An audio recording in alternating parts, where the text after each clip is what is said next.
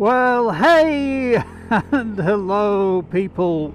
Hopefully today this video camera is working, because if it isn't, I am now going to literally throw it in the bin. And why?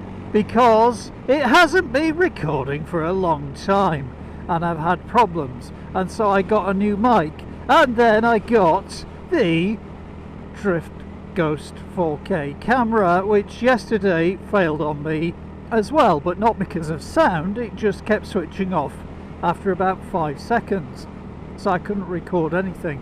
So I don't know at the minute if it's recording or not. It's very hard to tell when you've got bar end mirrors, because I can't easily glance down and see if the red light is flashing or not. So I'm going to trust that it is and pray that actually at the end of all of this I've got some video. But anyway, here I am out on the little Grom today. This is kind of the first time that I've been able to video a ride on this bike, because I've been trying to do that now since I got it, which is now about, what will it be? Is it about 2 weeks now I've had this, I think?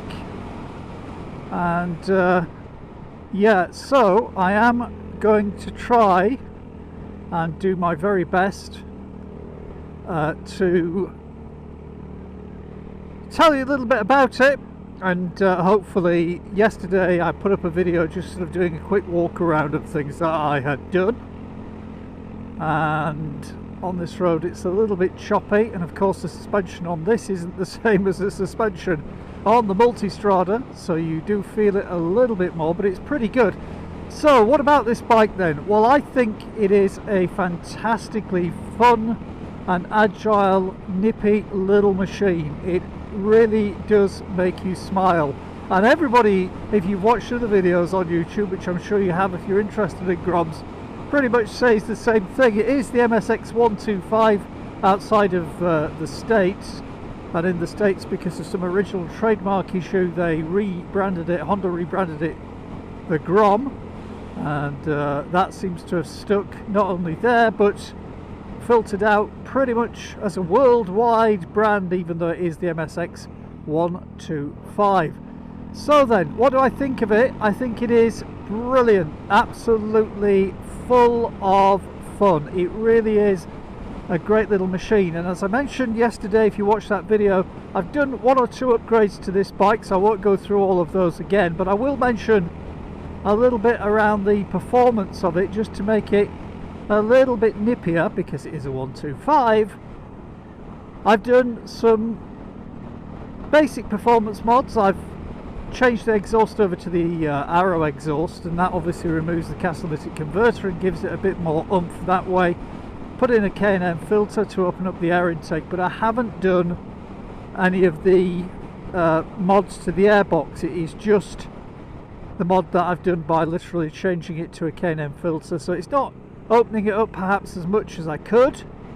And I think if I did that, I probably then need to get a power commander or dyno jet or some such thing that would go on there to manage the engine. Now then, apart from that, I put on a 14 tooth sprocket, so the front sprocket was 15 teeth.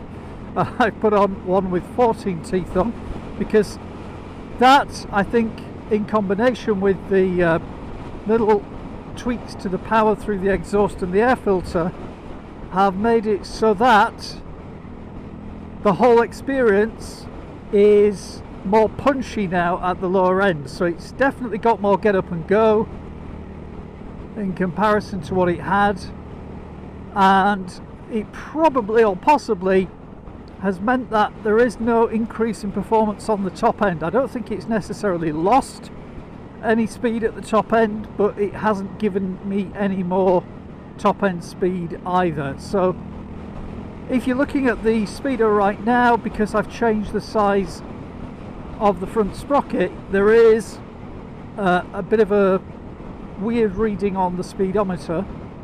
So it's showing now as being, well, it's not now, but it was showing far higher than the speed I was actually doing. If I look on the GPS here, that tells me what the real speed is.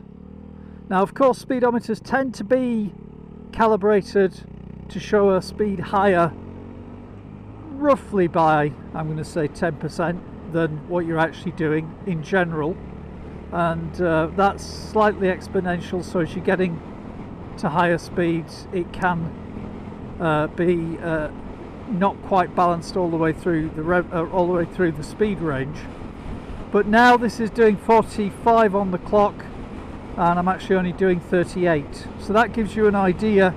To get to 40 I think I have to be doing 48 on the clock. Yep, so 48 on the clock equals 40 true speed.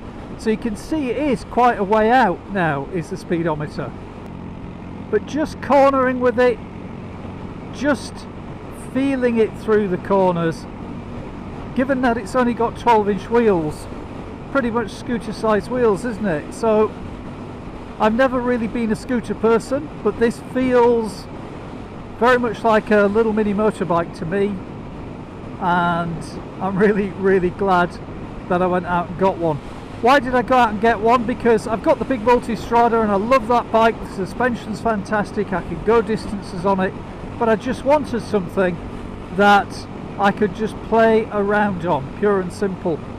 Now I was thinking of going and getting another Hypermotard to add on to having the Multistrada, but when I had a test ride on that the other week on the back of taking mine in for its annual service, I wasn't that impressed with it, to be honest. Yes, it's a nice punchy little bike and all the things I said about the Hypermotard SP the year before still stand, but there were certain things about it that just didn't really float my boat. The suspension still was too stiff on it, the throttle response was still very jerky on it at lower speeds, and I thought, do I really want to go through all that again? I decided that I didn't. So instead I thought, why not actually save some cash here rather than, well, I say save cash, of course saving cash would have meant not buying a bike at all, but why don't I not spend as much cash as I would have done on the Hypermotard SP had I got one of those, and get something fun that's just a 125, and it'll get me about, do a little bit of commuting on it here and there when I'm working nearer to where I live, and also just go out and do fun little trips. Today I'm on my way over to J&S in Doncaster, and that's quite a big outfit, so I believe that is open till 4 PM, and the time is now coming up to 12 o'clock, so I should be there in plenty of time to have a look around some of the bikes, have a look around some of the accessories, just have a general tootle around, and if they've got somewhere to grab a coffee there, grab a coffee as well. So the bike itself, as I say, I've tweaked it quite a bit. It is just a little buzz about machine, but one thing I think to bear in mind with this bike is, if you do these little mods on it, it has got a fair bit of punch. So even though it's a 125, because it is a very light bike, it definitely responds pretty well. The only time it doesn't respond as well is if you're going up a hill. Then of course, you know, the laws of physics come into play. Whatever size engine you've got is kind of the maximizing factor as to how fast you're going to go. So 125 is going to give you a sort of a maximum power that you're going to get from a small bike like this. But if you can live with that and you're not absolutely fixed to going like hell all the time, and you're quite happy to do a little sort of bimble here and there, which I am, then a bike like this could be a great bit of fun. Of course, as well, if you're learning how to ride bikes for the first time, this does give you a pretty good feel. And okay, you know, people could say, well, when you get onto a bigger bike it'll feel very different. Not really, you know, the principles are there. It rides in a very similar way. If you get used to cornering well on this, you're doing all of your road observations and checks, and you're riding safely, then this bike will give you everything you need before stepping up to a bigger bike. And I think actually if I was learning all over again and I knew about this bike and it existed, then I would have gone out and got this bike, because it is I could actually now, as crazy as it sounds, I could sell the Ducati Multistrada and still be happy that I got a little runabout bike to play on, to get me out at the weekends and do the odd bit of commuting every now and then when I do it. So it is a fabulous little bike. It's about £3,300 here in the UK. There is now a new 2020 model that's come out. That's in I think 4 bright colours. I think it's red, yellow, blue and a kind of an orange colour. And was it red? No, red, green. I've forgotten exactly. Have a look on the Honda website if you want to make sure you get the colours just right. But that's the range of 2020 colours as I understand it, although I couldn't find anything actually on the Honda website when I was looking on there, so I saw this through some videos I saw on YouTube. But this bike is in the 2019 colour scheme, so this is one of the grey black ones, as you can sort of see there, or from my video yesterday.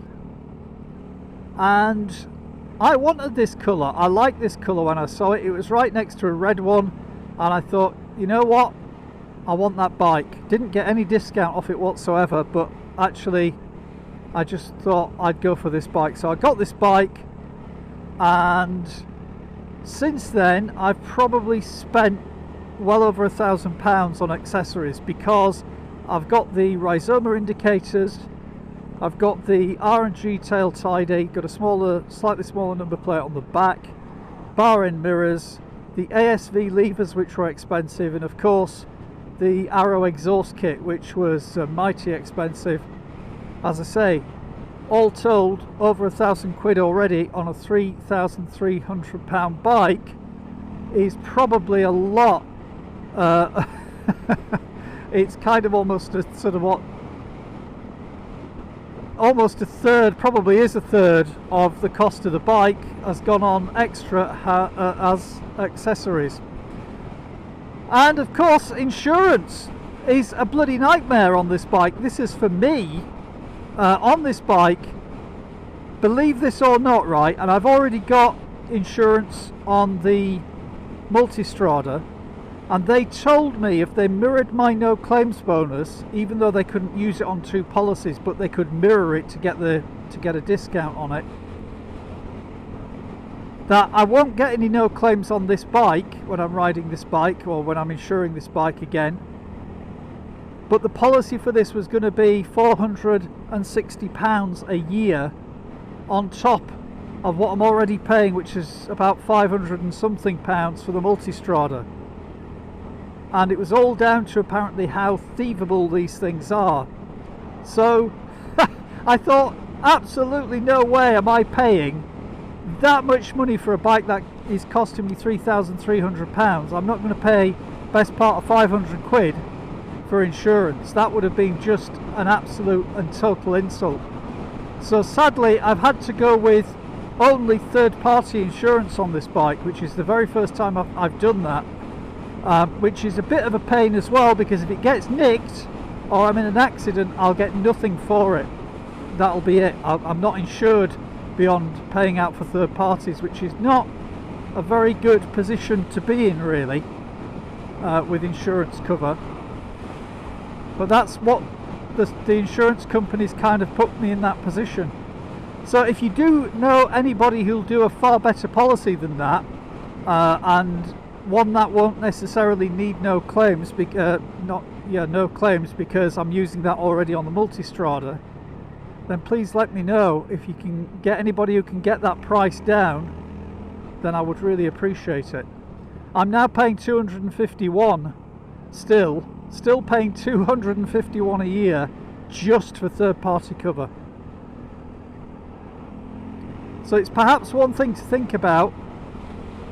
Maybe 125s in general, maybe they are very expensive because it seems they're being stolen a lot. Don't know.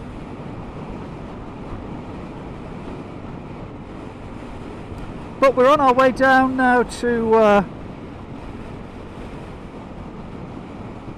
On our way down to Doncaster. Now it's telling me I've still got 46 minutes to run.